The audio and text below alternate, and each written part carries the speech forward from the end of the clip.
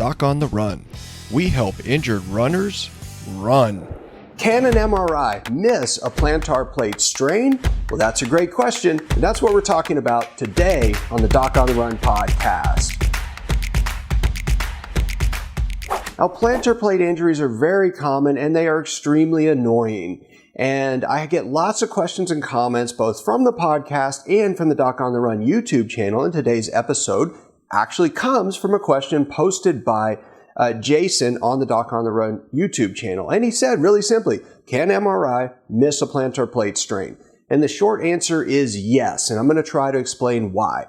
There are really two reasons that an MRI might miss a plantar plate strain. The first thing is you have to realize the plantar plate ligament, if this is your foot, if this is your big toe, that's your second toe, the plantar plate ligament is a little ligament on the bottom of the joint right here. Now, when you get an MRI of your foot, you have over 100 images taken during the MRI of the inside of your foot.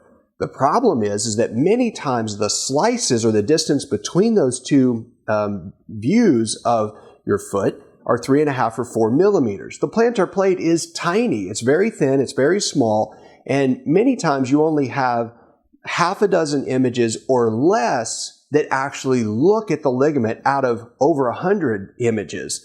And so most of the MRI is not looking at the plantar plate ligament at all. And if you think about it, if let's say that my hand is the ligament, if you do a slice here, you don't see it. If you do a slice here, you only see the middle of it. And if you do a slice up here, you don't see it at all. In the next view, where they do it side to side, you might have a slice here that misses it, a slice here that misses it, and a slice there that misses it. You don't see it at all.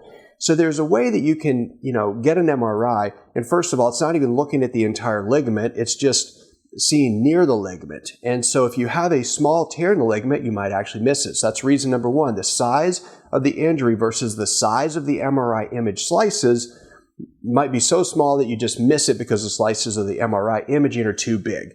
The second reason is the main reason it gets missed in runners, and that's chronicity of the injury. What do I mean by that? Well, a simple way to think about this is that an MRI actually takes images in your foot based on the amount of water content within the tissue.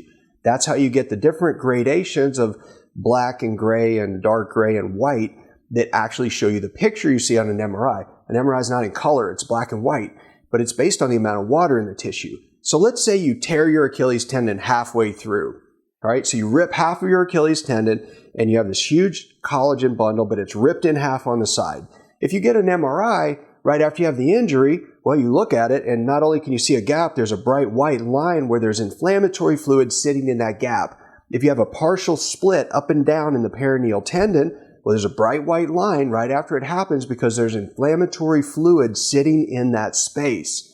But what was interesting, in 1998, a guy named Matt Rocket, who actually was the director of one of the surgical residencies, foot and ankle surgical residencies in Harris County, Houston, Texas, well, he did a very interesting study where they took people that had suspected ligament tears around the foot and ankle, and so a ligament or tendon tears, so tendons connect muscles to bone, ligaments connect bone to bone, and they're very similar in their structure. They're just that one connects bone to bone, the other's muscle to bone. And in this study, what they did was when people had suspected tears, they took them and they did MRIs. And then what they did was they did a diagnostic ultrasound with a musculoskeletal radiologist actually looking at them to see if they could see a tear. And then they did surgery to go in and look at it intraoperatively and see, is it really torn or not? And if it is torn, we'll go ahead and sew it up and fix it or do whatever we need to do to repair it. Well, what they found was really interesting. The sensitivity, meaning how often it actually saw one of these tears in the MRI, was only 23.4%. That is not good. What that means is that you missed more than 2/3 of them.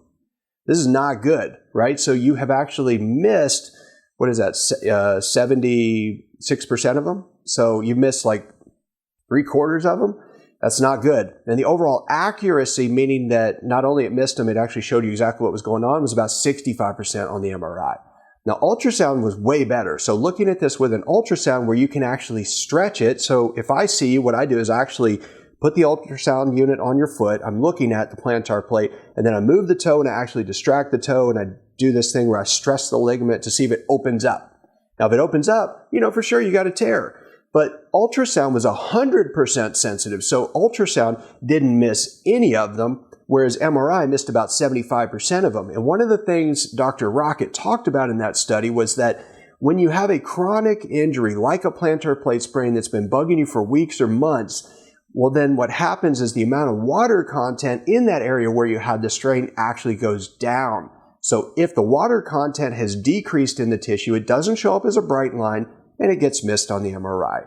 So Jason, I appreciate you posting your question on the Doc on the Run YouTube channel. Hopefully you guys found this interesting. If you haven't checked it out, you might want to check out the Plantar Plate Masterclass. It's free. It's a deep dive into all these kind of things.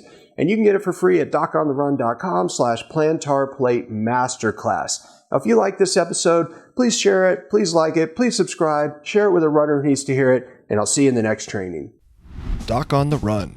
We help injured runners run.